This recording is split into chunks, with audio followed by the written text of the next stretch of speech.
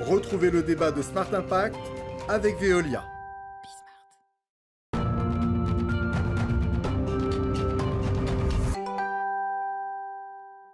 Aujourd'hui, je vous propose de découvrir ou de redécouvrir un débat que nous avions eu en janvier dans Smart Impact autour des questions d'indépendance énergétique et de développement du biogaz avec mes invités Corinne Cacheux de GRDF et Alexandre Roche du syndicat des énergies renouvelables.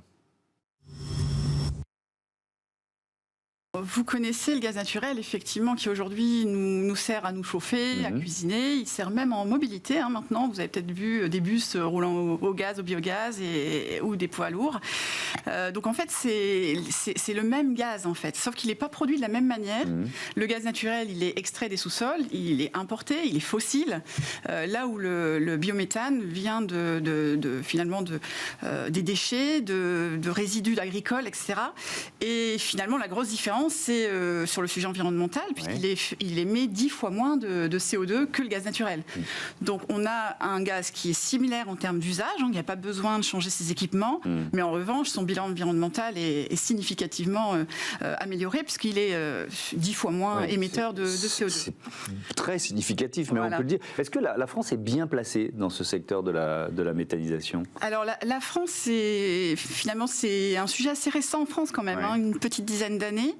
Par rapport à peut-être d'autres pays européens, malgré tout, la dynamique est très forte. Il y a l'Allemagne, plus de 11 000 unités de production. Alors, je ne sais pas, nos chiffres, ils datent, je crois, de fin 2020, donc peut-être ils ont évolué. Italie, plus de 1600 unités, la France, plus de 1200. On est un peu au-dessus maintenant. Alors, on a 1000 unités de méthanisation qui sont en cogénération, c'est-à-dire qu'ils produisent de la chaleur et de l'électricité sur l'entité, l'exploitation agricole.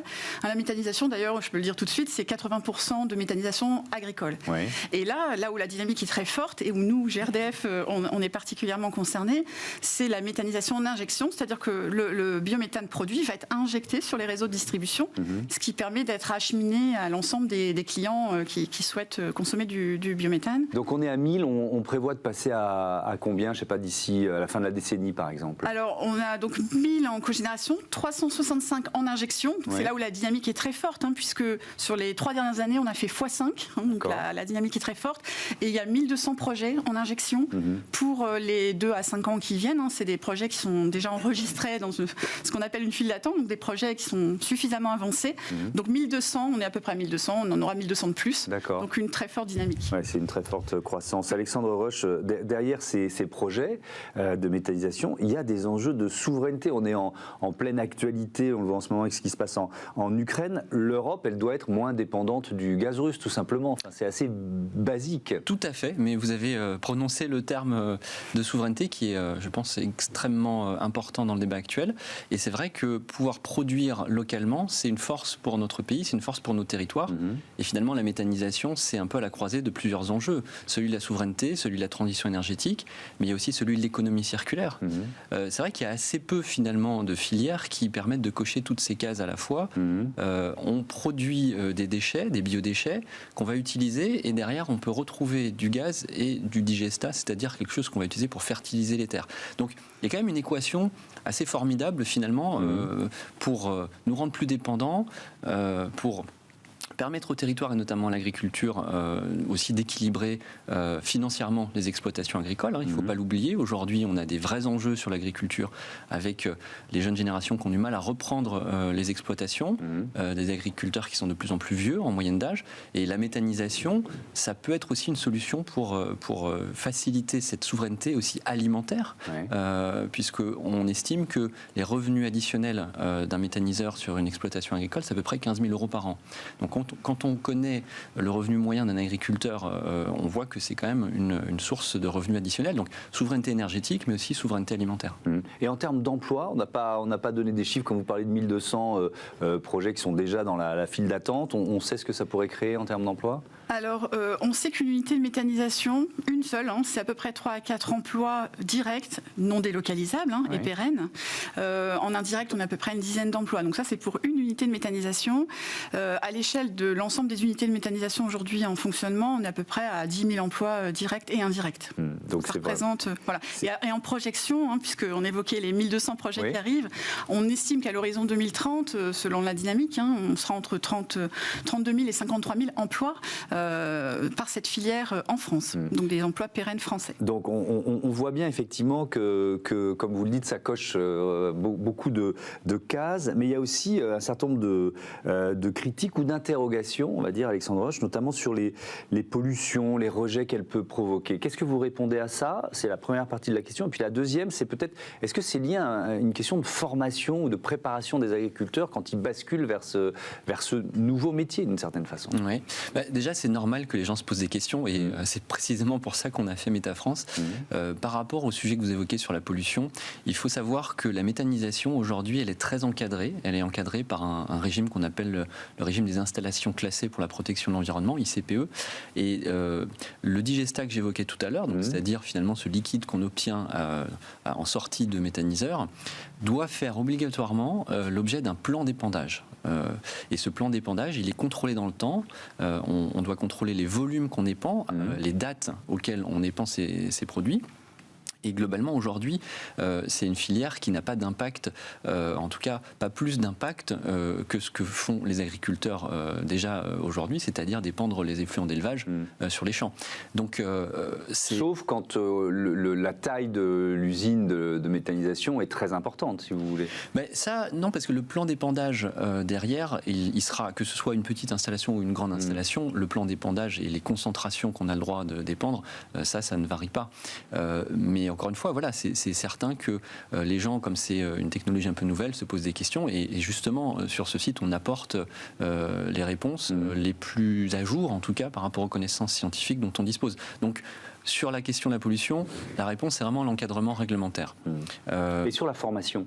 Et sur la formation, alors c'est vrai qu'aujourd'hui, on le disait, ça crée des emplois locaux parce qu'il y a un besoin de maintenance, il y a un besoin de savoir exploiter ces installations. Et les agriculteurs ne sont pas seuls, ils sont accompagnés en général et ils bénéficient des formations continues. Mais il faut en effet, on ne sait pas comme ça du jour au lendemain, on ne devient pas un spécialiste de la méthanisation du jour au lendemain. Mais heureusement, il y a des accompagnements. Il y a aussi les chambres d'agriculture qui peuvent apporter des informations. Il y a toute une série d'acteurs qui sont là pour s'assurer aussi, avec le retour d'expérience qu'on commence à avoir en franco-français sur les 10 dernières années, voilà, des bonnes pratiques et des choses à éviter. Mais s'agissant des risques qu'on évoquait tout à l'heure, en fait, ceux-là, ils sont vraiment couverts par la conception de l'installation et par la réglementation. Mais c'est intéressant parce que finalement, c'est un débat qu'on peut avoir sur beaucoup d'énergies renouvelables. L'acceptabilité, on l'a sur l'éolien terrestre, l'éolien maritime. Corinne Cacheux, comment emporter l'adhésion des riverains? Parce que quand on a une telle ambition de création de nouvelles unités de méthanisation, c'est majeur comme enjeu. Oui, alors c'est des projets qui sont vraiment ancrés dans les territoires. On le disait tout à l'heure, les unités de méthanisation sont à 80% portées par des agriculteurs qui vivent dans les territoires. Donc c'est vraiment des objets de territoire, et on a d'ailleurs dans les intrants... Oui, mais c'est pas simple, pardon de vous interrompre, mais c'est parce que c'est un peu une usine qui débarque à la campagne. Donc, moi je reprends certaines interrogations qui doivent être récurrentes sur le site MétaFrance. Donc c'est pas si simple de le faire accepter. Alors c'est vrai qu'il y a un travail de pédagogie à faire, comme on le disait, c'est une énergie qui n'est encore pas très connue, et finalement il y a vraiment besoin dès le départ, dès le début du projet, pour les porteurs de projets, de pouvoir répondre aux questions, de pouvoir amener des réponses à des interrogations qui peuvent être légitimes, mais peut-être parfois aussi à des fausses idées qu'on peut avoir sur la méthanisation.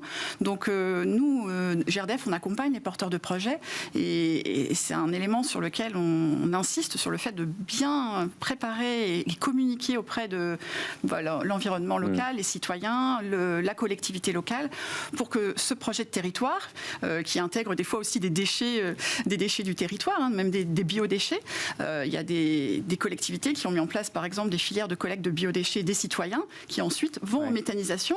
Donc on est vraiment dans une logique d'économie circulaire, et là les citoyens sont directement impliqués dans le processus de méthanisation pour avoir un gaz ensuite qui est utilisé sur le territoire.